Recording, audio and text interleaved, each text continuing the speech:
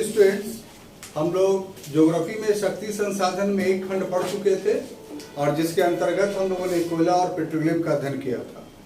आज बाकी बचे हुए खंड जो है उसको पढ़ेंगे और शक्ति का जो अगला स्रोत है वो विद्युत कहा जाता है, इलेक्ट्रिसिटी कहा जाता है। और इस विद्युत के उत्पादन के लिए बहुत सारे साधन हैं। तो इलेक्ट्रिसिटी या विद्युत का अर्थ क्या होता है, मीनिंग्स ऑफ इलेक्ट्रिसिटी क्या होता है? तो वास्तव में ये एक इलेक्ट्रोमैग्नेटिक वेव, एक क्या है, एक वेव है, एक तरंग है। और इस तरंग में की विशेषता यह है कि इसको स्टोर नहीं किया जा सकता है। अगर आप बिजली को उत्पन्न करते हैं तो उत्पन्न कर करके ऐसा नहीं है कि कहीं आप स्टोर करके उसको रखते हो, बल्कि उसका फौरन उपयोग करना पड़ता है। बिजली बन रही है और बनने के बाद यदि उसका उपयोग नहीं हो रहा है तो आप बिजली की बर्बादी कर रहे हैं। इसीलिए इलेक्ट्रिसिटी प्रोडक्शन के साथ साथ इलेक्ट्रिसिटी ट्रांसमिशन भी उसका एक अभिन्न अंग है, यानी बिजली को घरों तक या उपयोग स्तर तक पहुंचा देना। तो जहां से बिजली उत्पन्न हो रही है और जहां तक बिजली उपयोग हो रही है, इन दोनों के बीच में जो एक तरंग, एक वेव के रूप में चलता है एक माध्यम से, वो माध्यम वायर होता है, तार होता है, जो एल्यूमिनियम का भी हो सकता है, तांबा का भी हो सकता है या अन्य धातु का भी हो सकता है। लेकिन अधिकांशतः सस्ते होने की वजह से एल्यूमिनियम का होता है और पूर्व के कालों में तांबा का हुआ करता था।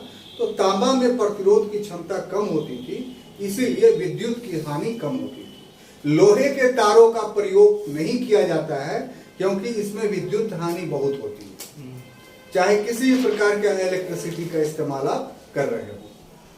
अब देखिए कि विद्युत के हमारे पास जो स्रोत है वो जल से भी हम पैदा करते हैं, जिसको हम लोग हाइड्रो इलेक्ट्रिक बोलते हैं।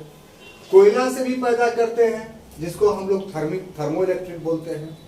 खनिज से भी पैदा करते हैं, खनिज तेल, पेट्रोलियम से, डीजल से, वो भी हम लोग को हाइड्रो इलेक्ट्रिक के अंतर्गत आता है। परमाणु ऊर्जा से भी हम लोग पढ़ते हैं, जिसको एटॉमिक एनर्जी के नाम से जानते हैं। पवन, सौर, समुद्री तन, ये सभी से जो है वो विद्युत का उत्पादन होता है। इसमें जल, पवन, सौर, समुद्री तरंग, ये सब के सब किस में आ जाएंगे? तो गैर परंपरागत में, रिन्यूएबल में, ठीक है। बाकी कोयला, खनिज तेल, ये किस में आ जाएगा? तो परंपरागत स्रोत में, नॉन रिन्यूएबल में। ये रिन्यूएबल और नॉन रिन्यूएबल, परंपरागत और गैर परंपरागत क्या है, ये विस्तार से पूर्व के क्लास में बता दिया चुका है। कंफ्यूज कीजिएगा, आप वीडियो देख लीजिएगा तो फिर से आपका रिवाइज हो जाएगा। क्लियर? अब देखिए कि ये जो जितने स्रोत हैं, ठीक है, सभी स्रोत के आधार पर विद्युत के संबंधित कुछ डेटा हैं जो परीक्षा के दृष्टिकोण से काफी महत्वपूर्ण है। अगर वैश्विक स्तर पर देखें तो हमारे यहाँ विद्युत की खपत 350 किलोवाट पर आवर है, यानी जितना हमारे देश में विद्युत का उत्पादन होता है उसके हिसाब से अगर प्रति व्यक्ति देखा जाए तो विद्युत का खपत जो है वो 350 किलोवाट पर आवर के हिसाब से। अगर वैश्विक स्तर पर देखें कि विश्व में कितना हो रहा है तो 1000 किलोवाट पर आवर हो रहा है। अगर विश्व में सर्वाधिक विद्युत का खपत कौन देश कर रहा है तो संयुक्त राज्य अमेरिका में सबसे अधिक हो रहा है, 7000 किलोवाट पर आवर। अब इससे एक डेटा ये मिलता है कि जो विकसित देश होते हैं उन विकसित देशों में विद्युत की खपत ज्यादा होती है। क्यों ज्यादा होती है? क्योंकि लोगों का जीवन स्तर काफी उच्च हो जाता है। लोगों का जो दैनिक उपयोग की बहुत सारी वस्तुएं हैं वो विद्युत से चलने लगती हैं। जैसे एक सामान्य व्यक्ति का घर देखिए तो वहां क्या होता है कि विद्युत के लिए एक बल्ब, विद्युत से एक बल्ब जला रहा है या एक फैन चलाता है। लेकिन जो रईस व्यक्ति होता है, अब देखिए उसके यहाँ भी विद्युत आता है तो बल्ब एक नहीं जला रहा है, वो उसके यहाँ 10-10 बल्ब जल रहा है। फैन एक नहीं चल रहा है, 10-10 फैन चल रहे हैं। एसी चल रहा है, वॉशिंग मशीन है कपड़ा धोने के लिए, लिफ्ट लगा हुआ है, ये सब बिजली यंत्र हैं इलेक्ट्रिक इक्विपमेंट्स हैं और सब में इलेक्ट्रिक की जरूरत होती है। तो आपके यहाँ बिल आता है 100, 150, 200 रुपया, उनके यहाँ बिल आता है 10,000 रुपया। तो ये इस बात को प्रमाणित करता है कि जो लोग विकसित होते हैं वो विद्युत की खपत ज्यादा करते हैं। तो विद्युत की खपत हमारे देश में कम है, इसका मतलब हम विकसित नहीं है। अमेरिका में विद्युत का खपत ज्यादा है, इसका मतलब क्या है? अमेरिका विकसित है। अब देखिए कि इलेक्ट्रिसिटी जो है वो कोई बहुत पुरानी चीज नहीं है, एकदम नवीन चीज है। आधुनिक युग में इसका ये हुआ है। सबसे पहले अमेरिका में इलेक्ट्रिसिटी पैदा किया गया था और न्यूयॉर्क शहर में पहला बल्ब जलाया गया था। न्यूयॉर्क का जो चौराहा है, उस चौराहे पर जो एक्सपेरिमेंट हुआ था उसमें बहुत सारे लोग देखने के लिए खड़े हुए थे। तो इस हिसाब से भारत में भी इसका बहुत ज्यादा विकास नहीं हुआ, ब्रिटिश पीरियड में भी नहीं। और यही वजह है कि उस समय का जो आप देखिएगा बड़े बड़े महल, चाहे वो मुगलों के हो चाहे वो अंग्रेजों के हो, तो उसमें झालर लगा रहता था।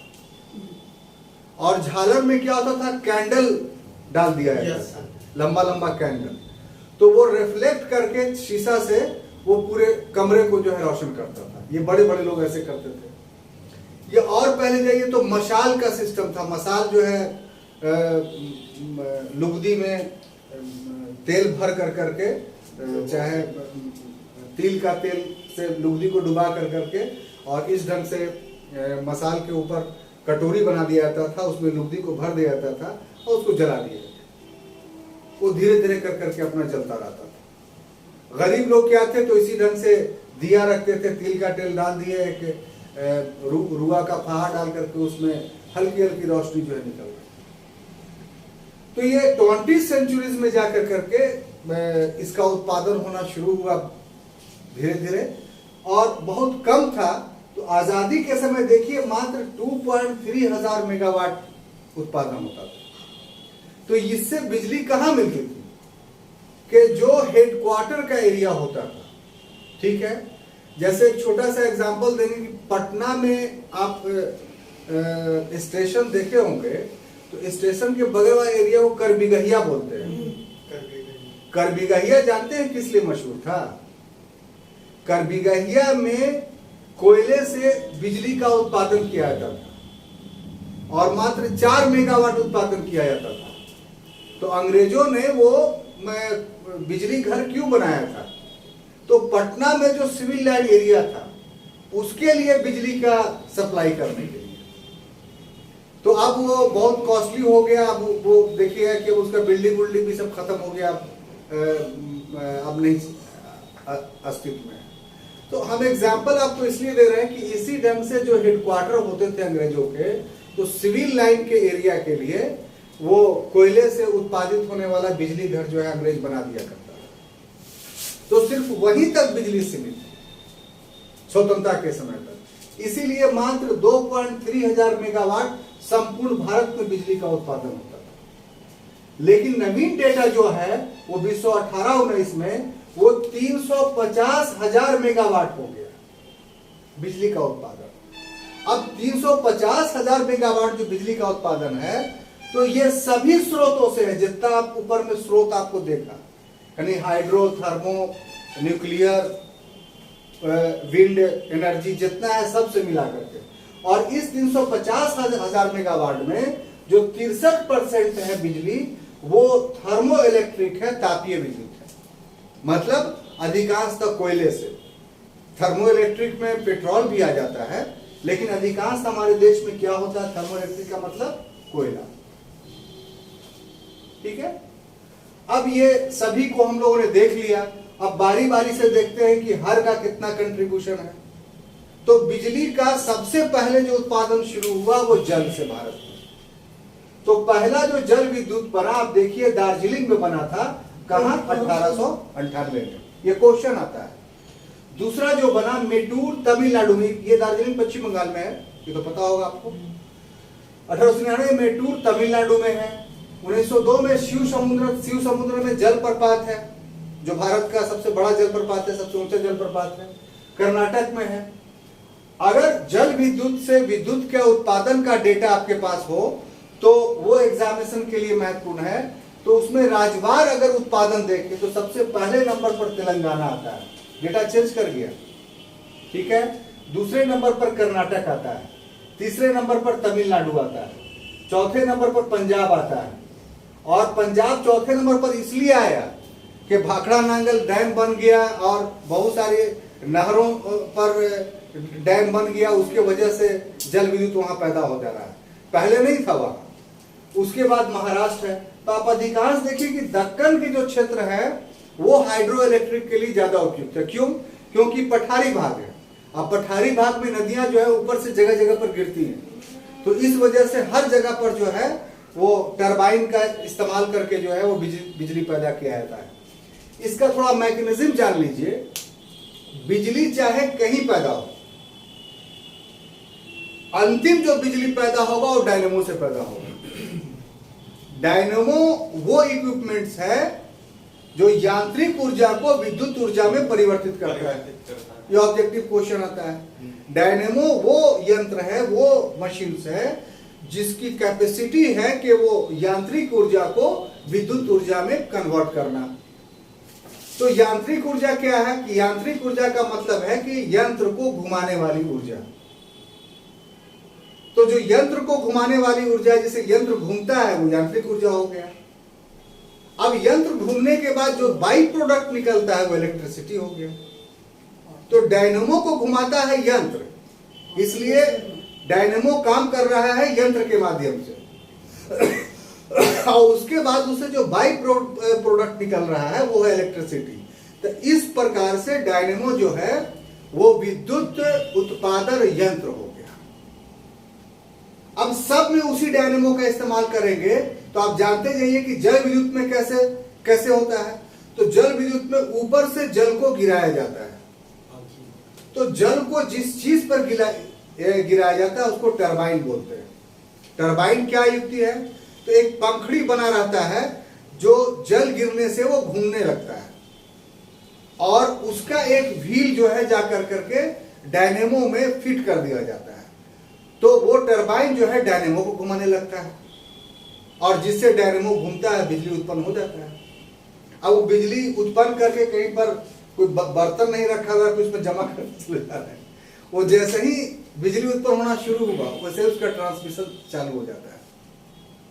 और आप जानते हैं कि जो विद्युत का वेग है वो काफी ज्यादा है, फौरन पहुंच जाता है। ये हो गया आपको। ताप में थर्मो में क्या होगा कि इसमें वही टरबाइन को चलाने के लिए भाप का इस्तेमाल करते हैं। तो यहां क्या है, कोयला हो या पेट्रोल हो तो कोयला को जलाया जाता है और पानी जो है ऊपर में रहता है तो पानी भाप बनता है।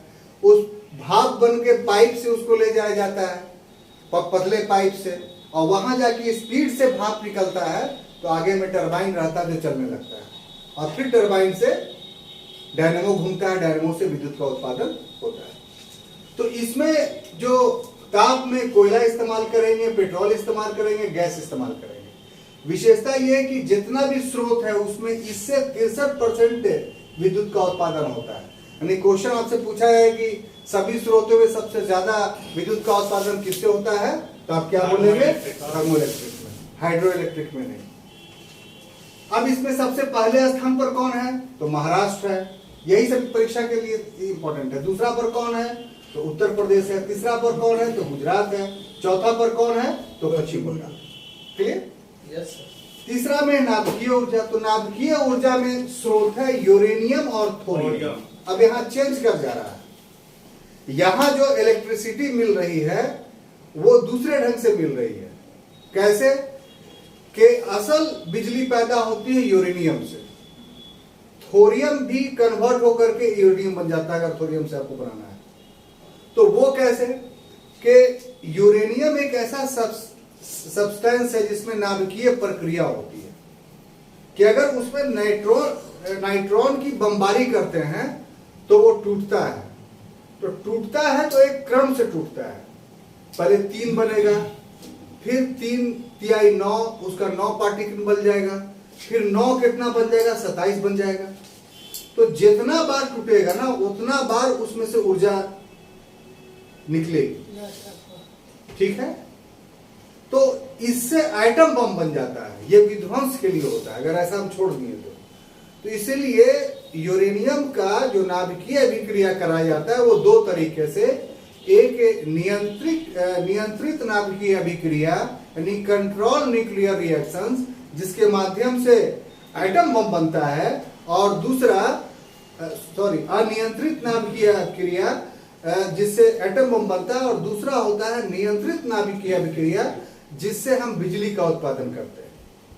तो नियंत्रित में कैसे करते हैं कि कैडमियम का या भारी जल का प्रयोग करते हैं। तो वो क्या करता है, जैसे ही नाइट्रोन की बमबारी किया तो 3 निकला तो 3 में से 2 को ऑब्जर्व कर लेता है, बच गया एक ही। अब वो फिर टूटेगा तो फिर 3 ही बनेगा, तो उसका भी 2 ऑब्जर्व कर लेगा। तो इससे नियंत्रित ऊष्मा हम निकालते हैं, एनर्जी निकालते हैं और उसको बिजली के रूप में प्रयोग करते हैं। तो काफी डेंजर है। चेरनोबिल बहुत बड़ा दुर्घटना घटा था यूक्रेन में, रूस जब यूनाइट था उससे बहुत सारे लोग मरे थे। एक जापान में दुर्घटना घट चुकी है इसका, इसीलिए इसका बहुत जो है वो संतुलित प्रयोग हो रहा है। लेकिन फिर भी यूरोप के बहुत सारे देश अधिकांशतः परमाणु ऊर्जा के माध्यम से ही बिजली उत्पन्न कर रहे हैं। उसमें सबसे टॉप स्थान पे फ्रांस है। फ्रांस का 60% से अधिक उत्पादन जो है वो न्यूक्लियर है, नाभिकीय ऊर्जा। ठीक है, भारत में अगर देखें तो हमारे यहाँ कुल 17 संयंत्र लगे हुए हैं, लेकिन 17 में 12 ही सक्रिय हैं। बाकी या तो निर्माणाधीन है या स्थानीय लोगों ने 2-3 जगह ऐसा है कि स्थानीय लोगों ने विरोध किया है और उसके वजह से उसका बनना रुक गया। ठीक है, तो 12 जो है अभी एक्टिव है। उसमें सबसे पहला जो हुआ था 1969 में तारापुर में, इसी को बार्ट बोलते हैं, तारापुर को क्या भाभा एटॉमिक रिसर्च सेंटर। ठीक है, ये 90 इसमें 1400 मेगावाट सबसे ज्यादा बिजली उत्पादन नहीं कर रहा है।